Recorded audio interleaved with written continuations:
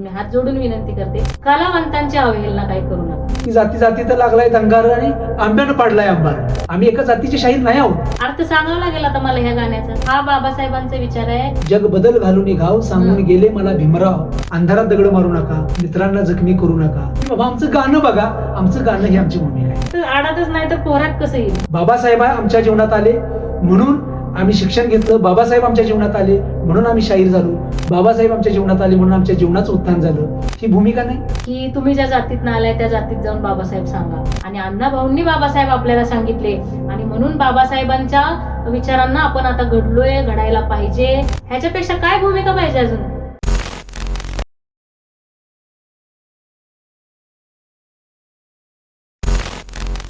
मित्रो, सर्वांना जय भीम, जय संविधान. जय भीम, जय संविधान, जय भारत. बघा, आज आम्ही तुमच्याशी बोलण्यासाठी लाईव्ह आलेलो आहोत.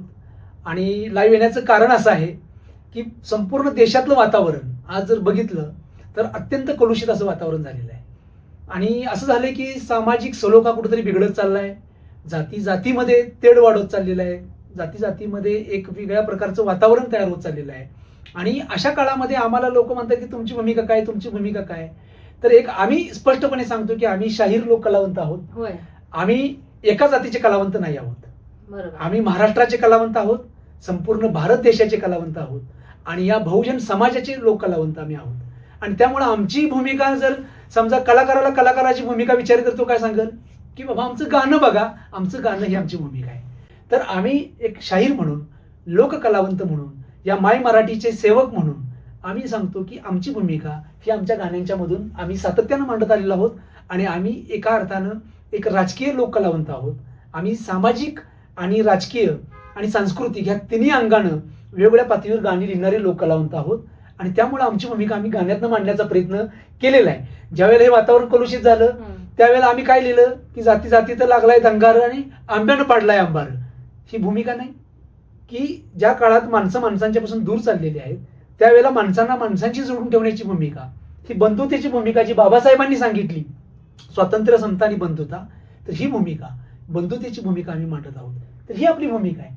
नाही, ह्याबद्दल एक स्पष्टच मत मी माझं व्यक्त करते की म्हणजे कसलीही चिंता करण्याची किंवा टेन्शन घेण्याची गरज नाहीये. खरं तर एक शाहीर कलावंत म्हणून समाजामध्ये तेढ निर्माण होऊ नये, समाजामध्ये दुही निर्माण होऊ नये, दोन जातींमध्ये किंवा जाती जातीमध्ये भांडणं लागू नयेत, कुणीही कुणाच्या काय म्हणतात त्याला कमिटमेंटवर, प्रामाणिकपणावर शंका घेऊ नये, अशा पातळीची भूमिका ही व्यापक कलावंत म्हणून आपली आहेच.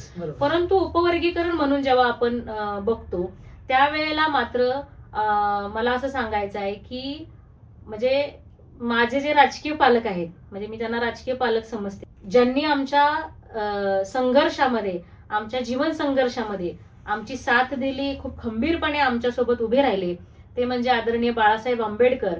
आणि बाळासाहेब आंबेडकरांची जी समाजाविषयीची भूमिका आहे, उपवर्गीकरणाविषयीची भूमिका आहे, तीच आमची साहजिकरित्या भूमिका राहिलेली आहे.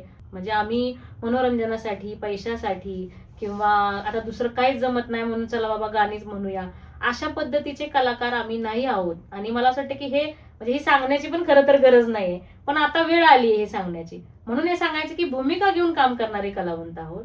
आणि म्हणून समाजामध्ये एकता राहावी, समाजाची एकता तुटू नये, बंधुता राहावी, ह्या पद्धतीची भूमिका आमची राहिलेली आहे. मला वाटतं ह्याच्या पलीकडची भूमिका म्हणजे कलाकार म्हणून काय असायला पाहिजे. आणि दुसरं मला वाटतंय सचिन की म्हणजे आरक्षणच रद्द व्हावं ह्यासाठी मोर्चे निघायला लागलेत. मला असं वाटतंय की आरक्षण वाचलं पाहिजे ह्यासाठी एक बडी मोहीम, मोठी मोहीम खरं तर सुरू झाली पाहिजे. तर आडातच नाही तर पोहरात कसं येईल. म्हणजे आरक्षणच वाचलं नाही तर बाकीचे मुद्दे कसे सॉल्व्ह होतील. आपण ह्याच्याकडे थोडंसं लक्ष दिलं पाहिजे असं आम्हाला वाटतंय. नाही, मला स्पष्टपणे हेच सांगायचं आहे की आदरणीय बाळासाहेब आंबेडकरांनी या महाराष्ट्रात जेव्हा जेव्हा कुठलाही क्रायसिस तयार झाला, सामाजिक सलोखा बिघडण्याची परिस्थिती निर्माण झाली, तेव्हा तेव्हा बाळासाहेब आंबेडकरांनी अत्यंत छान पद्धतीनं, अत्यंत समर्पक पद्धतीनं आणि सम्यक पद्धतीने ते विषय सोडवलेले आहेत. आणि त्यामुळं एक लोक कलावंत म्हणून माझा विश्वास आहे की बाळासाहेब आंबेडकर जी भूमिका घेतात त्याच भूमिकेवर आम्ही आहोत. ह्या क्षणाला तरी मी हे स्पष्टपणे सगळ्यांच्यासाठी जाहीर करत आहोत की बाळासाहेब आंबेडकरांची जी भूमिका आहे, सुजात आंबेडकरांची जी भूमिका आहे, तीच आमची भूमिका आहे. त्यापेक्षा वेगळी कुठली राजकीय भूमिका आम्ही घेत नाही. हे आता सगळ्यांनी म्हणजे अधोरेखित करून घ्यावं ही माझी कळकळीची विनंती आहे. आणि जसं शीतल म्हणाली की आरक्षणच आता रद्द करा म्हणून लोकांनी मोर्चे काढले, नाही धोक्यात आहे हा. म्हणजे आणि मोर्चे लोक काढतायत, तर आपण सगळ्यांनीच आरक्षण वाचलं पाहिजे, ह्या भूमिकेत असलं पाहिजे. माझी संपूर्ण समाजाला, बहुजन समाजाला विनंती आहे की बाबासाहेब आंबेडकरांनी भारतीय राज्यघटनेमध्ये आर्टिकल 340, आर्टिकल 341 आणि आर्टिकल 342च्या माध्यमातून SC ST OBC या सगळ्या बहुजन समाजाला आरक्षण दिलेलं आहे. हे आरक्षण टिकलं पाहिजे म्हणून आम्ही आमचा शाहिरी डफ आणि आमचा आवाज आम्ही त्यासाठी कारणी लावत आहोत. हे स्पष्टपणे मला या ठिकाणी सांगायचं आहे. आणि बाबासाहेब आंबेडकरांचं मिशन जे आहे ते मिशन हे आम्ही आमचं मिशन समजतो.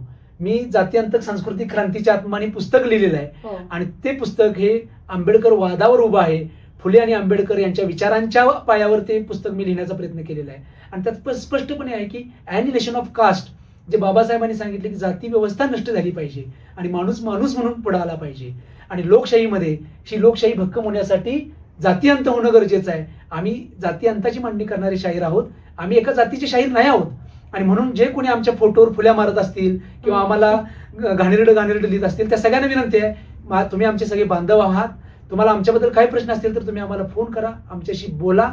पण बांधवांनो, आम्ही आजपर्यंत सांगत आलोय की या आंबेडकरी समाजाचे आमच्यावर प्रचंड उपकार आहेत.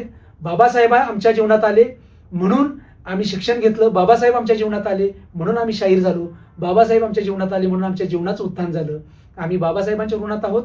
आणि ज्या बाबासाहेबांना घेऊन आंबेडकरी समाजानं या देशामध्ये आजपर्यंत लोकशाही जिवंत ठेवली, संविधान टिकवलं, त्या आंबेडकरी समाजाच्या सुद्धा आम्ही ऋणात आहोत. नाही. आणि सचिन, काय आहे की फक्त म्हणजे आपल्या जीवनाशी पण त्याचा खूप मोठा म्हणजे कनेक्शन आहे या गोष्टीचं. मला सांगा, आज आम्ही जे उभे आहोत, आज आम्ही जे काही प्रबोधन करतोय किंवा आज आमची जी काही इमेज आहे ती फक्त बाबासाहेब आंबेडकरांच्या तत्वज्ञानामुळे आणि त्यांच्या विचारांमुळे. त्यांचा विचार आजपर्यंत आम्ही सोडलेला नाही, तो पुढेच घेऊन जाणार आहोत. बाबासाहेबच आमचे मार्गदाते आहेत. आणि बाबासाहेब फक्त आमचेच नाही, या देशाला मार्ग दाखवणारा जर कोणी नेता असेल तर ते बाबासाहेब आंबेडकर आहेत. हे आम्ही मांडत आलेलो आहे, मांडत राहणार ठामपणे. आणि दुसरं असं मला सांगायचं आहे की आंबेडकरी समाजाचे प्रचंड ऋण हे आमच्या जलशावर आहेत, आमच्या स्वतःच्या आयुष्यावर आहेत. हे कधी विसरलो नाही आणि कधी विसरणार पण नाही. म्हणजे हे सांगण्याची खरं तर आवश्यकता नाही, पण आता सांगण्याची वेळ आलेली आहे म्हणून हे सांगायला लागते. पण हे ऋण कायम राहतील. आमचा जलसा उभा राहण्यामध्ये, आमचं स्वतःचं आयुष्य उभं राहण्यामध्ये तुमचं सगळ्यांचं मोठं योगदान आहे. त्याच्यामुळे त्याच्याशी आम्ही काहीतरी प्रतारणा करतो आहे किंवा केली आहे असं जे काही सूर येतो आहे तो मला वाटतं जरा तपासला पाहिजे असं मला. आणि मला असं वाटतं की कलाकारांची चिकित्सा करताना कलाकारांची गाणी बघा ना तुम्ही, की मांगानं आता जागावं आपण जे म्हटलं, आणि त्यात शेवट आम्ही असा केलेला आहे की रण मांगाचं हे जागावं आणि भीमाच्या चरणी लागावं. नाही म्हणजे काही लोकांचं असं म्हणणं असतं, आता बोल विषय सुरू झाले म्हणून सांगते की तुम्ही ज्या जातीत आलाय त्या जातीत जाऊन बाबासाहेब सांगा. सुरुवातीपासून काय म्हणतात त्याला, बाय डिफॉल्ट आपण ज्या जातीत जन्माला येतो, खरं तर कुठल्या जातीत जन्माला यावं हे आपल्या हातात नसते, पण बाय डिफॉल्ट समजा कुठल्या जातीत आपण जन्माला येतो तर नवयांचा आमच्या उद्देशामध्येच जाती संवाद नावाचा एक उद्देश आहे आमचा, की आपण ज्या जातीत आलोय त्या जातीशी मैत्रीपूर्ण संवाद आपला असला पाहिजे. आणि ते आम्ही आमचं कर्तव्य समजतोय. आमच्या जातीशी संवाद करणं आणि जातीशी संवाद करणारी गाणी म्हणजे आमच्या जातीशी, म्हणजे ज्या जातीतनं आम्ही आलोय, हे ओबीसी, मी समजा मातंग समाजातनं आले, तर ज्या जातीतनं आलोय त्या जातीशी संवाद करण्याची गाणी आम्ही लिहिलेली आहेत. आणि त्यातलंच हे गाणं आहे, मांगानं आता जागावं आणि रान मांगाचं हे जागावं आणि भीमाच्या चरणी लागावं. ह्याच्यापेक्षा काय भूमिका पाहिजे अजून, म्हणजे ह्याच्यापेक्षा वेगळी भूमिका काय असू शकते. बरोबर आहे. आणि मला हे पण सांगायचं आहे की आम्ही 18 पगड जातीची संवाद केलेला आहे. आम्ही केवळ म्हणजे मातंग समाजासाठी किंवा केवळ बौद्ध समाजासाठी नव्हे, 18 पगड जातीतल्या जाती समुदायाशी, वंचित समूहांशी आम्ही बोलतोय. आमच्या गाण्यातून आम्ही ते असर्शन ज्याला म्हणता येईल ते म्हणण्याचा प्रयत्न करतोय. आणि या सगळ्या जाती संवादाच्या मागं काय भूमिका आहे, तर या देशाचं संविधान जे आहे ते पोहोचलं पाहिजे प्रत्येक जातीमध्ये. फुले शाहू आंबेडकर यांचा विचार पोहोचला पाहिजे. ह्याच्यापेक्षा आम्ही दुसरं काय केलं, बाबासाहेबांचं मिशन आहे की आज आम्हाला जी काही रोजीरोटी मिळाली, ह्या रोजीरोटीमध्ये ह्या 18 पगड जातीतल्या लोकांनी आणि खास करून आंबेडकरी समाजाने आम्हाला आशीर्वाद दिला, प्रेम दिलं. आईच्या आणि वडिलांच्या ममतेनं आम्हाला कवटाळलं. मी तर माळी जातीतून आलेलो आहे, पण माझ्या जीवनात जेव्हा संघर्ष निर्माण झाला त्यावेळेला माझ्या जातीच्या लोकांना उशिरा कळालं की सचिन माळीला सपोर्ट केला पाहिजे. पण माझ्यासाठी खंबीरपणे उभे राहणारा हा पहिला आंबेडकरी समाज होता. आणि मग इतर जातीतल्या सगळ्यांनी, मी सगळ्यांचे ऋण व्यक्त करतो. अखंड बहुजन समाजानं मला सपोर्ट केलेला आहे. तर त्यामुळे आम्ही म्हणजे एका जातीचे लोक कलावंत नाही आहोत हे म्हणून मला म्हणावंसं वाटतं की आम्ही 18 पगड जातीचे लोक कलावंत आहोत आणि आम्ही बाबासाहेब आंबेडकरांचे लोक कलावंत आहोत. आम्ही महात्मा फुल्यांचे लोक कलावंत आहोत. आम्ही तथागत गौतम बुद्धांचे लोक कलावंत आहोत. विचार करा, आमच्या कला पथकाचं नाव नवयान आहे आणि आमच्या गाण्यातून आम्ही नवयांची मांडणी करतोय. हे स्पष्टपणे आम्ही आमच्या पंचसूत्रीतून मांडलेलं आहे. आमच्या गाण्याच्या ओळीमध्ये आम्ही तथागतच मांडण्याचा प्रयत्न केलेला आहे. एका गाण्यावरनं आता काहीतरी झालं होतं की मांगाच्या दारावर लागली साहेबाची पाटी, गेली हातामधली घुंगराची काठी, जय लहुजी जय भीम आलं ओटी, अण्णा भाऊंची किमया मोठी. आता ही किमया कशी आहे, अर्थ सांगावा लागेल आता मला ह्या गाण्याचा. ही किमया अशी आहे की अण्णा भाऊंनी जग बदल घालून घाव, सांगून गेले मला भीमराव. हे बाबासाहेबांना जे क्रेडिट दिले ना अण्णा भाऊंनी जग बदलण्याचं, हे क्रेडिट घेऊन, हे बाबासाहेब घेऊन आम्ही आमच्या समाजामध्ये जातोय आणि त्यांना सांगतोय की बाबा नो, तुम्ही आज जे शिकलाय, तुमच्या घरावर जी साहेबाची पाटी आज लागली, तुमच्या हातामधली जी घुंगराची काठी गेली, ती लहुजींनी फुल्यांना मदत केली, लहुजींनी संरक्षण फुल्यांना दिलं, शाळेपर्यंत लेकरं आणली, असा तो शिक्षणाशी संबंध लहुजींचा आहे. आणि अण्णाभाऊंनी बाबासाहेब आपल्याला सांगितले आणि म्हणून बाबासाहेबांच्या विचारांना आपण आता घडलोय, घडायला पाहिजे, बाबासाहेबांसारखं मोठं व्हायला पाहिजे, त्यांचा ज्ञानाचा विचार, त्यांचा उन्नतीचा विचार घेतला पाहिजे. हे सूत्र आहे त्या गाण्यामागचं. अण्णाभाऊंना मोठं का बाबासाहेबांना मोठं हे शाहिरांचं काम नाहीये, हे कलावंतांचं काम नाही. कलावंत कुणाला असं या महामानवाला मोठं त्या मानवाला छोटं असं कलावंत नाही करू शकत. आणि आम्ही म्हणल्यानं असे महामानव कोण मोठे लहान होत नसते, हे पण लक्षात घ्यायला पाहिजे. मला वाटतं त्या गाण्याचे ओळ मी सांगतो. अण्णाभाऊंनी जग बदल घालून घाव, सांगून गेले मला भीमराव असं म्हटलं आणि म्हणून हा समाज बाबासाहेबांच्या विचारांच्याकडे आला, म्हणून तो शिक्षण घेऊ लागला आणि बाबासाहेबांच्या आरक्षणामुळे तो पुढे गेला आणि म्हणून साहेब झाले. नातं हे नातं आहे. आणि जग बदलाया दावलंय त्या भीमाकडे बोट. आता ही जग बदलाया दाविले त्या भीमाकडे बोट, अरे राहा की रुबाबात घाल की टाय आणि कोट, कष्टानं मेहनतीनं व्हाव असलंय तू मोठं, स्वाभिमानानं भरावं माझ्या समाजाचं पोट. हे बाबासाहेबांचा विचार आहे. हा बाबासाहेबांचा विचार आहे. थोडस समजून घ्या मित्रांनो. आणि विषय म्हणजे डायल्यूट करू नका, गाणं समजून घ्या. मी हात जोडून विनंती करते, कलावंतांची अवहेलना काही करू नका. तर म्हणून मला सगळ्यांना माझी कळकळीची विनंती आहे की आम्ही तुमची लेकरं आहोत, आम्ही शाहीर लोक कलावंत आहोत, आम्ही काही राजकीय पक्ष चालवणारी माणसं नाही आहोत, आम्ही साधी माणसं आहोत. खूप गरिबीतून येऊन, खूप संघर्ष यातना सहन करून आम्ही आमचं जीवन हे आंबेडकरी चळवळीसाठी आम्ही दिलेलं आहे आणि देत आहोत आणि आयुष्यभर देणार आहोत. आणि त्यामुळं आम्हाला समजून घ्या, ह्या सगळ्या प्रक्रियेमध्ये अविश्वास निर्माण होणारं वातावरण तयार होऊ नये, कुठल्याही पद्धतीनं कमिटमेंटवर संशय निर्माण होऊ नये, म्हणून आम्हाला आज लाईव्ह यावं लागलं. खरं तर एखाद्या कलाकाराला अशा पद्धतीने लाईव्ह येऊन बाबांनो मला तुम्ही असं समजून घ्या म्हणून सांगण्याची वेळ येऊ नये. पण शेवटी अनेक लोकांनी फोन केले, ते म्हणले की बाबांनो तुम्ही बोला, तुम्ही बोलल्याशिवाय आम्हालाही कळणार नाही तुमचं म्हणणं काय आहे, आणि म्हणून मला हे बोलणं रास्त वाटतंय. तर बाबांनो तुम्ही आम्हाला पदराखाली घ्या आणि बाबासाहेबांची गाणी आम्ही आयुष्यभर गाणार आहोत. बाबासाहेबांचं गाणं हे आमचं जीवनाचं गाणं आहे.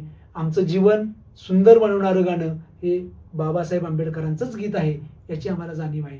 आणि म्हणून कळकळीची विनंती आहे मित्रांनो की ह्या सगळ्या वातावरणामध्ये अंधारात दगड मारू नका, मित्रांना जखमी करू नका, मित्रांची संख्या कशी वाढेल याच्याकडे आपण लक्ष दिलं पाहिजे. तर सरते शेवटी सर्वांना हेच सांगणं आहे की शाहीर कलावंत म्हणून आम्ही नेहमी तुम्हाला प्रबोधनाच्याच क्षेत्रामध्ये भेटत राहू, ते आमचं कर्तव्य आहे. आणि समाजाला जोडणारी, देशाला जोडणारी आणि देशाला समतेच्या वाटेवर नेणारी गाणी आम्ही गात राहणार आहोत.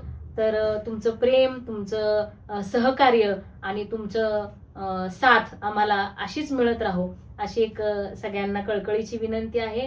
आणि कलाकार खूप वर्षापासून ह्या आंबेडकरी चळवळीमध्ये योगदान देतात. कुठलाही कलाकार असो, मी कुठल्याही कलावंतांच्या बद्दल एकाच्याच बद्दल बोलणार नाही, पण थोडं कलाकारांच्या बाबतीमध्ये सहानुभूतीपूर्वक आणि करुणेनं समाजानं पाहिलं पाहिजे, एवढीच माझी विनंती आहे. कारण आम्ही कलाकारांसाठी काम करतोय. सगळ्या लोक कलावंतांच्या वतीनं मी हे बोलते. जय भीम, नमो बुद्धाय. सर्वांना जय भीम. जय भीम.